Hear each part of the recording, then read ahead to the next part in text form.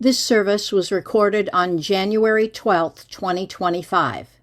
It is the fourth service on Reflections of Our UU Values, Transformation, by the Reverend Dr. Mark Y.A. Davies, as presented at Red River Unitarian Universalist Church in Denison, Texas.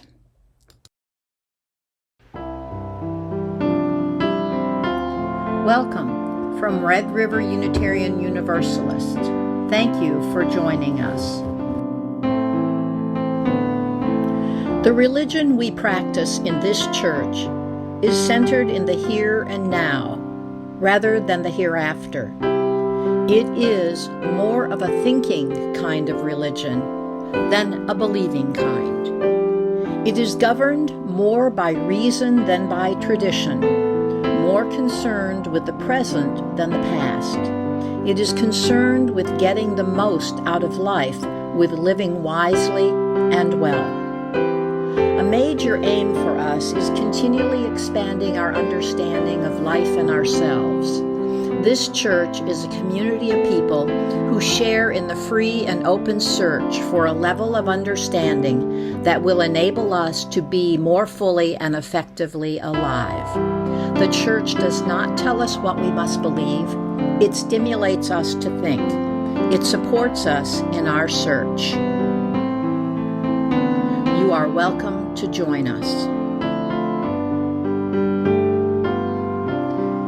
Our centering value is love, with transformation, generosity, equity, interdependence, justice, and pluralism.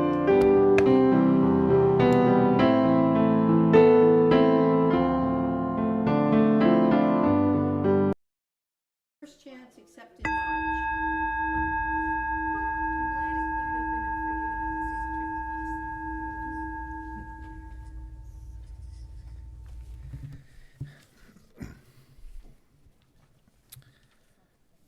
Thresholds, we cross them every day, from room to room, from outside to inside, and back again, from here to there, and anywhere to everywhere. From age to age, each threshold offers an opportunity for change, for renewal, for transformation, from what we were and what we are to what we can be.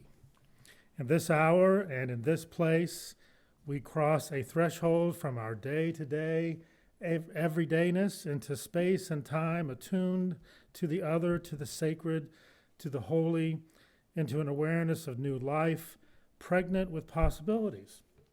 How will we be renewed in this moment? How will we be changed by this hour? How will we be transformed through this gathering of beloved community? Come, you longing, thirsty souls, come let us spend this sacred time together. At this time, we have an opportunity to light our candles of community on the table over there. You can light a candle for joy or concern or simply to bring more light into our space.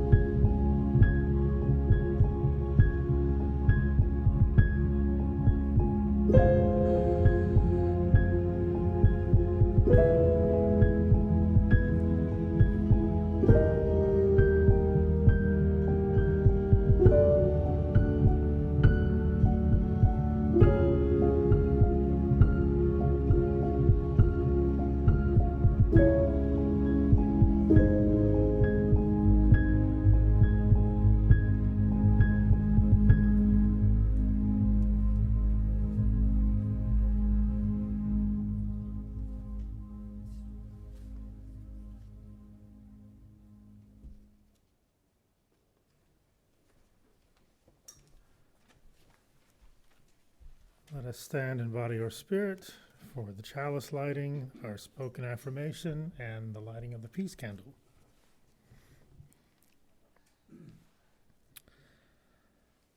Love is the aspiration, the spirit that moves and inspires this faith that we share. Rightly understood, love can nurture our spirits and transform the world.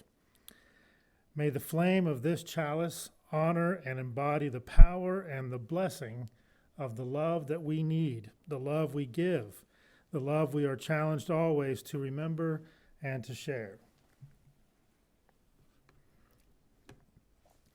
Let us join in the spoken affirmation. Love is the spirit of this church, and service is its law.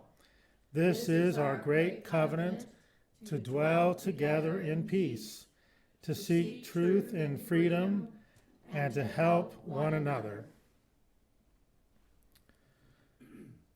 We light this peace candle to remind us of all the places in the world where there is no peace. Lead me from death to life, from falsehood to truth. Lead me from despair to hope, from fear to trust. Lead me from hate to love, from war to peace. Let peace fill our hearts, our world, our universe. May be seated.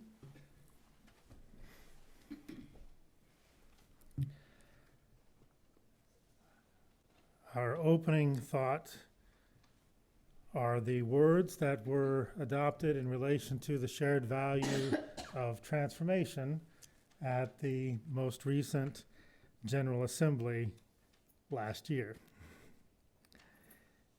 Transformation. We adapt to the changing world. We covenant to collectively transform and grow spiritually and ethically. Openness to change is fundamental to our Unitarian and Universalist heritages. Never complete and never perfect.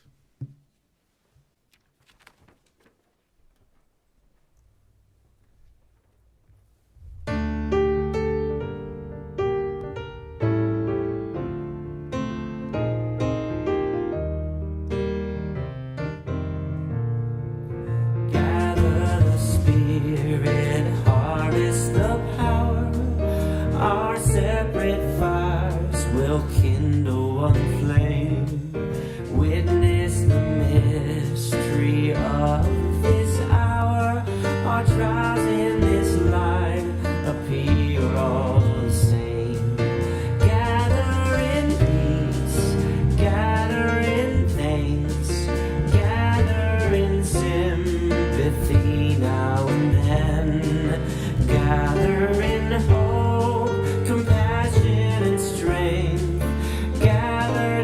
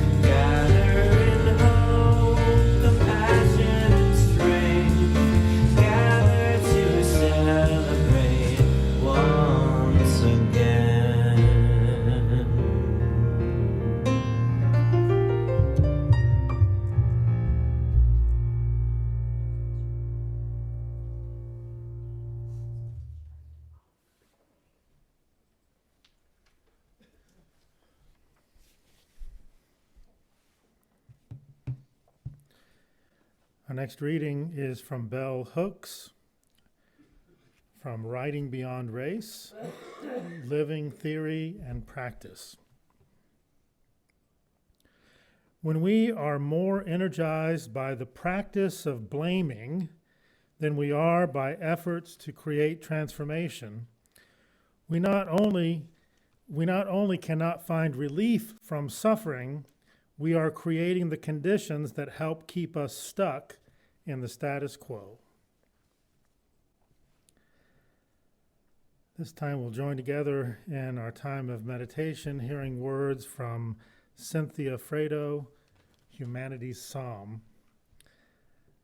Spend a moment to sit comfortably with our feet on the floor, breathing in, breathing out, breathing in and out. In and out.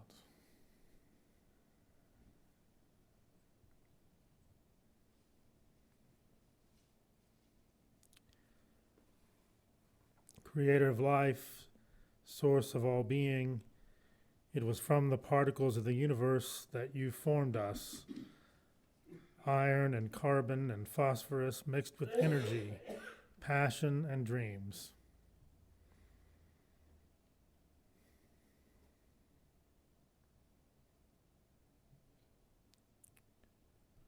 We were made in your image, says ancient scripture, made from the colors of the rainbow, shaped with bones, straight and curved, padded with flesh, flabby and lean, nearsighted, farsighted, short-sighted, and long in vision.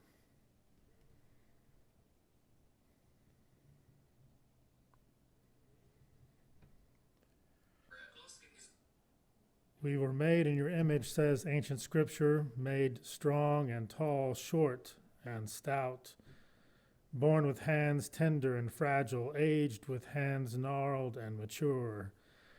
Large nose, small nose, crooked nose, who knows the mathematical infinitude of your genetic possibilities?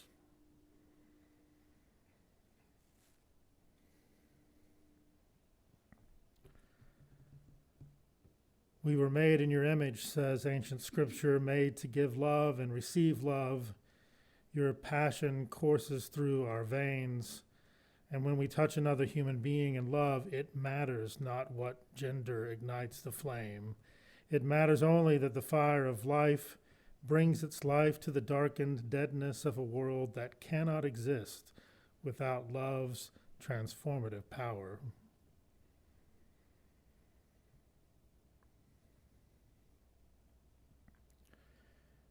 We were made in your image, says ancient scripture, but who are you?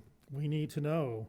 We who have eyes that are brown and blue and green and hazel, we who are intellectually gifted and mentally challenged, we who speak the languages of the world and no language at all, we who know scientific equations and musical sonatas and know only the magic of a daily loaf of bread and the taunting sounds of racism and the mockery of my sexual orientation and the lack of respect for our aging bodies. We who are all these things and more want to know, who are you that we are made in your image? We are, says ancient scripture, we simply are. We are the light of all being. We are the divine spark. We are the source of love, the most transformative power in the universe. All life is in our image. We are in you, and you are in us. We are in your siblings. They too are in us. We are in your pain and suffering, and we are in your compassion and joy. We are light and love and hope and possibility, and so are you. creator of life, source of all being. It was from the particles of the universe that you formed us, iron and carbon and phosphorus, mixed with energy, passion, and dreams. Forgive us. Forgive us. We forgot that you are everywhere. We forgot that we are everywhere. Thank you for reminding us of who we are.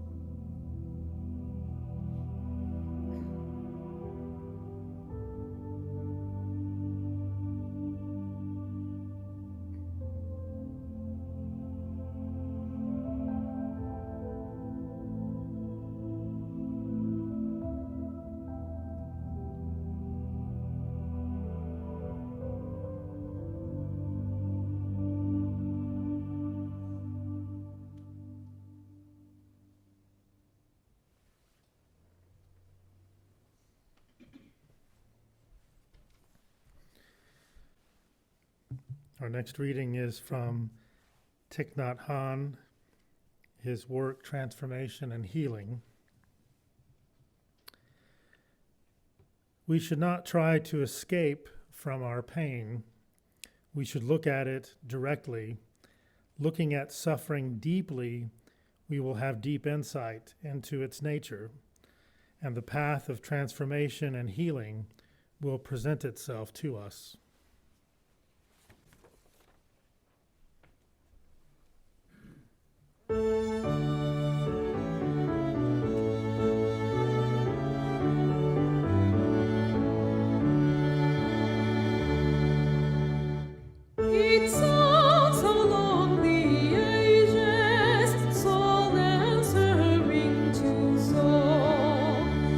It kindles on the pages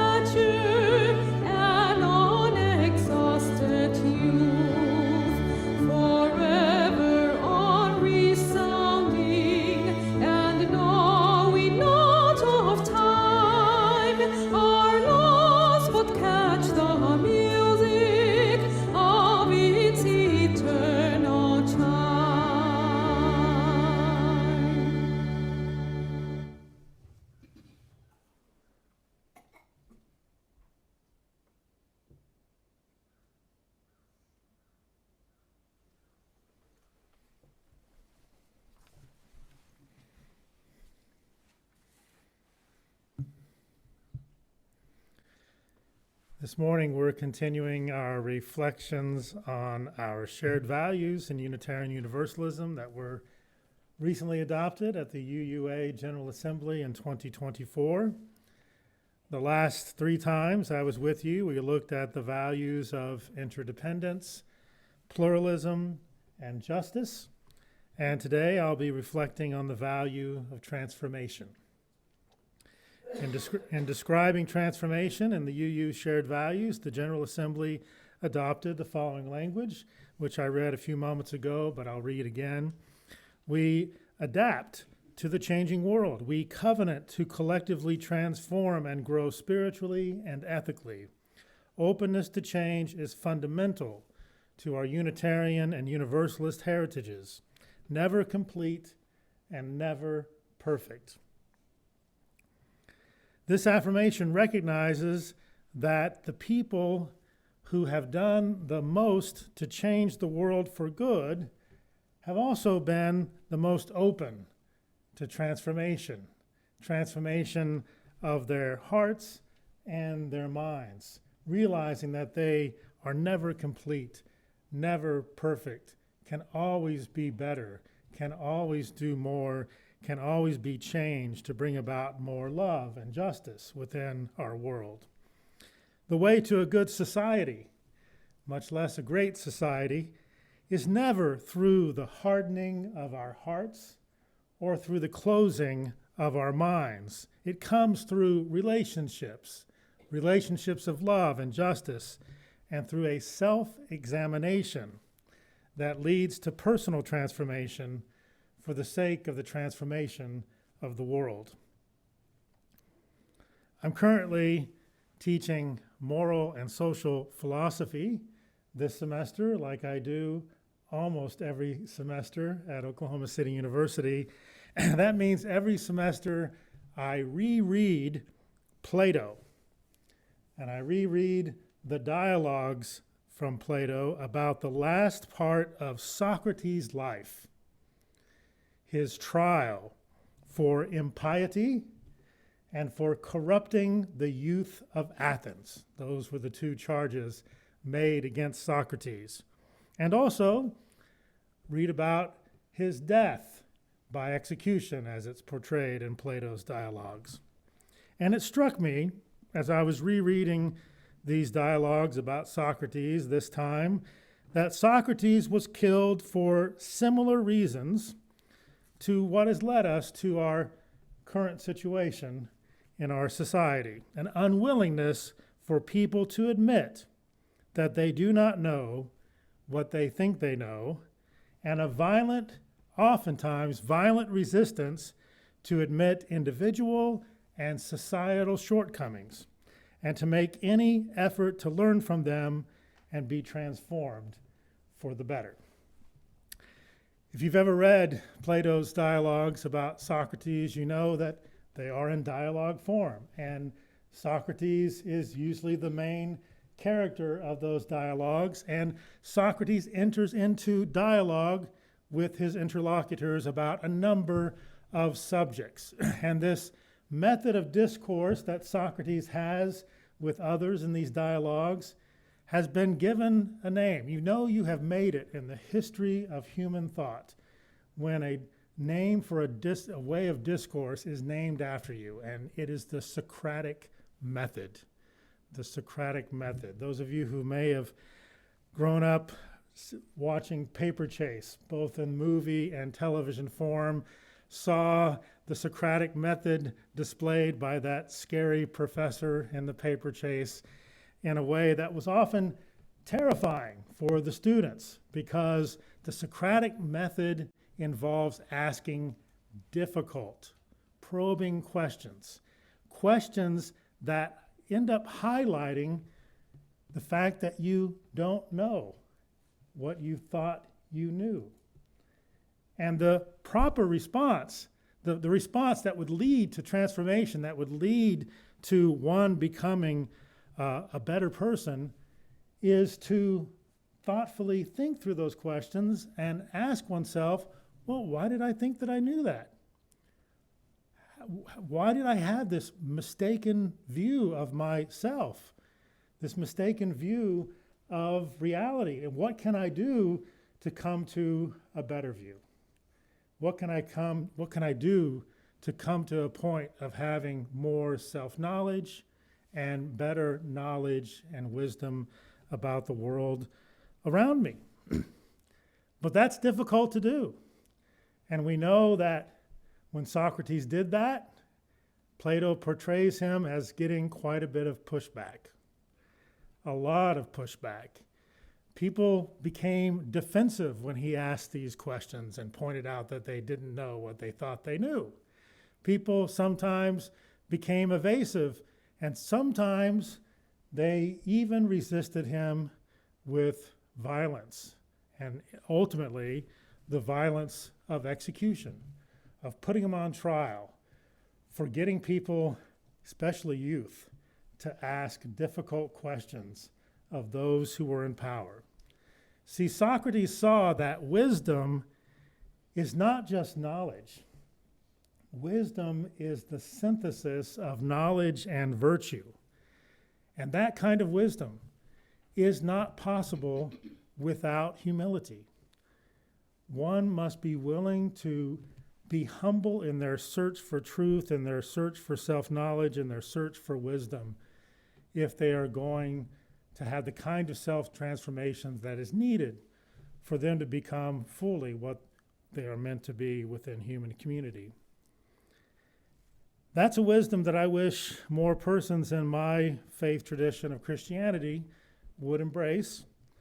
There's so many Christians in the United States right now that are conflating the wielding of power to control others, to control those who they deem as a threat. They're conflating that understanding of power with, quote, good leadership. And by doing so, they are embracing the logic of Herod rather than following the way of Jesus. You may remember the story of Herod. When Jesus is portrayed as being a young child, Herod gets word that there's a king that has perhaps been born and goes after all the young children, all the young boys that were born in a certain area because he deemed them as a threat.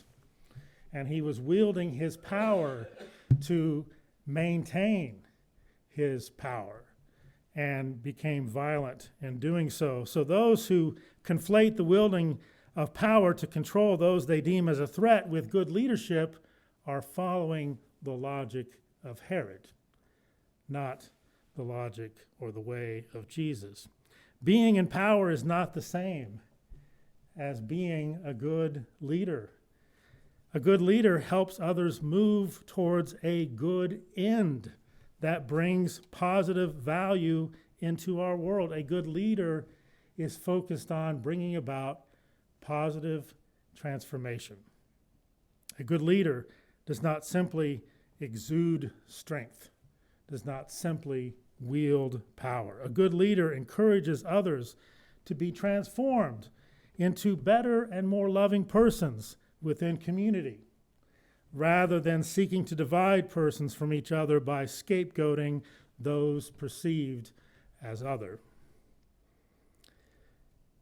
It's important, I think, to recognize that some of the persons who have brought the most positive transformation in the world, if we look at history, have been viewed as losers in their lifetime. They were losers. Many of them lost their life. They were often crushed and many times killed before their work for transformation came to full fruition. But the seeds that they planted later found fertile ground. And that fertile ground allowed love and justice to grow.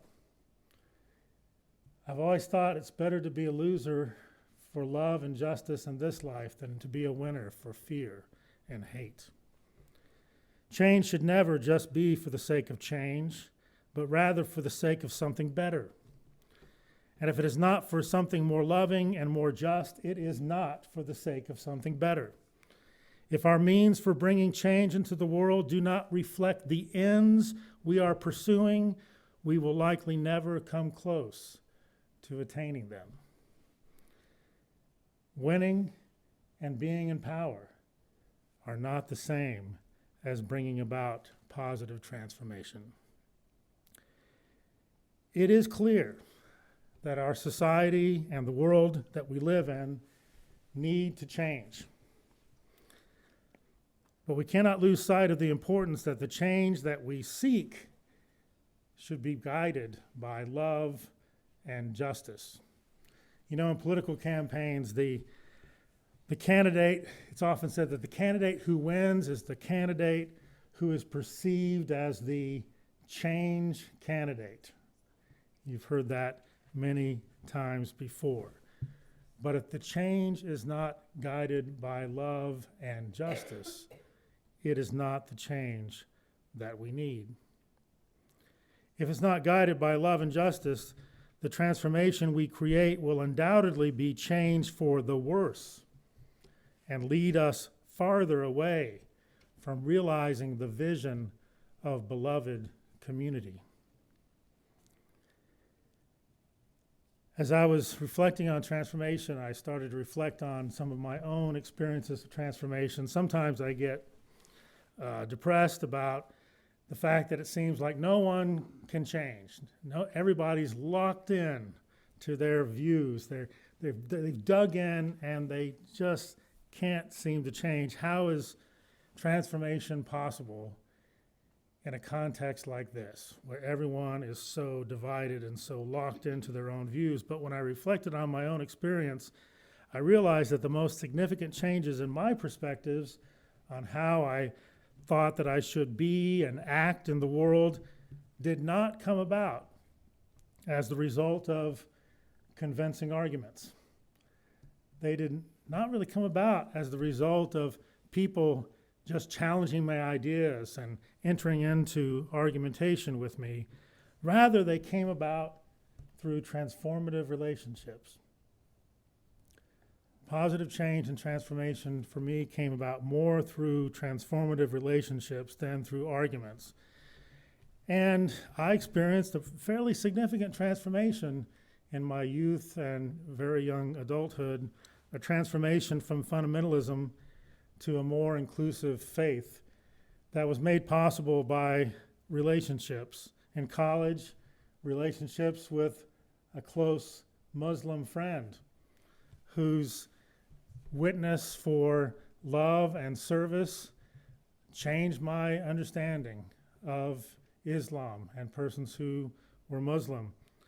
As he stood next to me in a food pantry helping others, and in a kitchen helping to feed others in Corpus Christi during spring break, it was kind of like an epiphany, a revelation that my views about persons of other faiths needed to be rethought, needed to be challenged. Also in college, persons that I came across and became friends with who were LGBTQ+. Also in seminary, changed my understanding of what sexual orientation and gender identity was all about, a view that was much more conservative until those relationships helped me see things differently. And of course, also as a fundamentalist, I had a pretty interesting view about Unitarian Universalists at the time, and it wasn't through arguments that my views changed. It was through relationships with my own family, especially in this regard, relationships with my dad, who was a Unitarian Universalist, and both my parents were charter members of the Lawton Unitarian Universalist Fellowship, which later became a church. I was transformed in my understanding of non-Protestant Christians during this time by relating to persons from Orthodoxy and from Catholicism and from other perspectives that were different from my own. When I spent a semester with 51 different Christian students from 33 different countries and 15 different Christian traditions living together eating together, working together, yes, sometimes arguing with each other, but the transformation came primarily from the relationships. I came to have a different perspective on all of the faiths, not just Islam in relation to my friend in college, but all of the faiths, especially from relationships that I developed in India, where we were involved in 7 weeks of interfaith dialogue with persons who were Muslim, Hindu, Buddhist, and Christian. In all of these settings, relationships were the key. Relationships were the key for me in experiencing transformation. And maybe that's why persons and powers who are benefiting from the status quo and who do not want us to experience positive transformation are working overtime to keep us from cultivating those relationships with one another, are working overtime to keep us divided from one another rather than experiencing these transformative relationships with each other as members of one world house.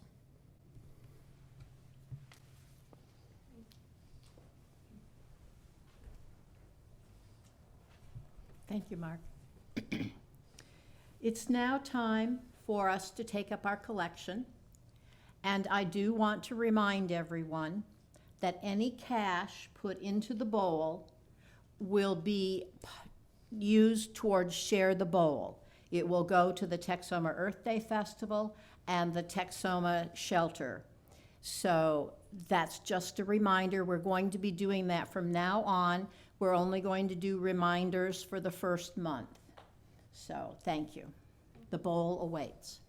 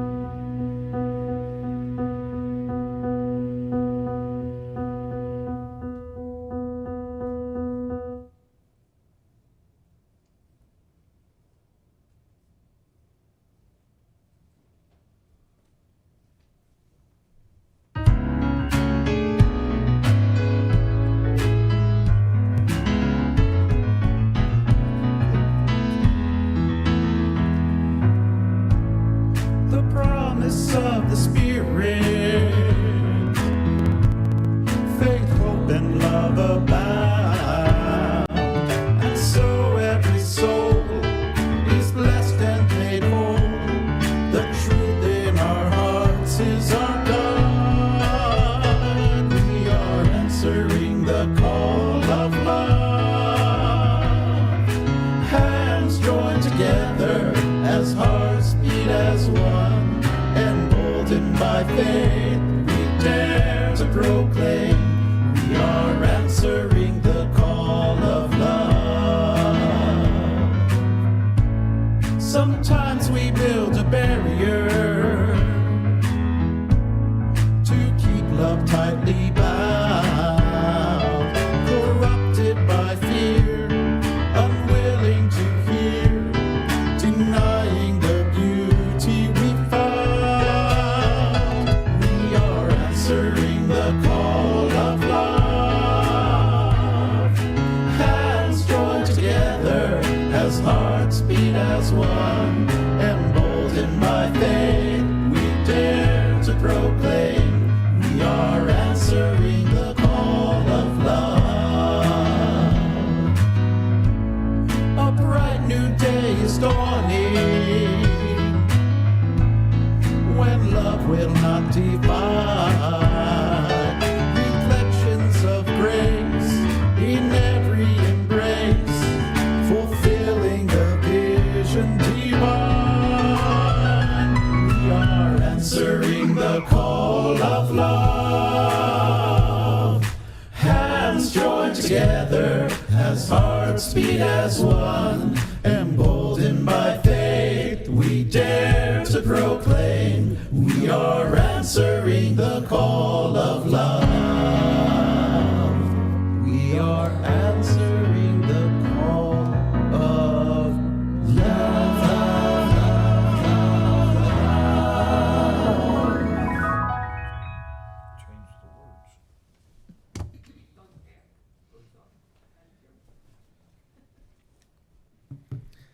Let us stand together in body or spirit for benediction and the extinguishing of the chalice.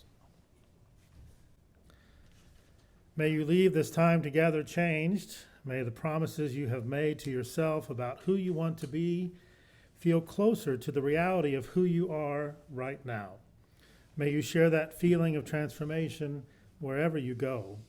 May it spread into every word, deed, thought, and interaction until we are all changed, transformed, and transforming together, becoming our better selves. Let us join together in extinguishing the chalices. We extinguish these flames, but not the light of truth, the warmth of community, or the fire of commitment.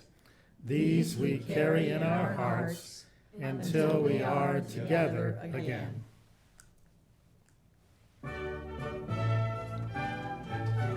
And I'm going to see if Marla can play this song for us.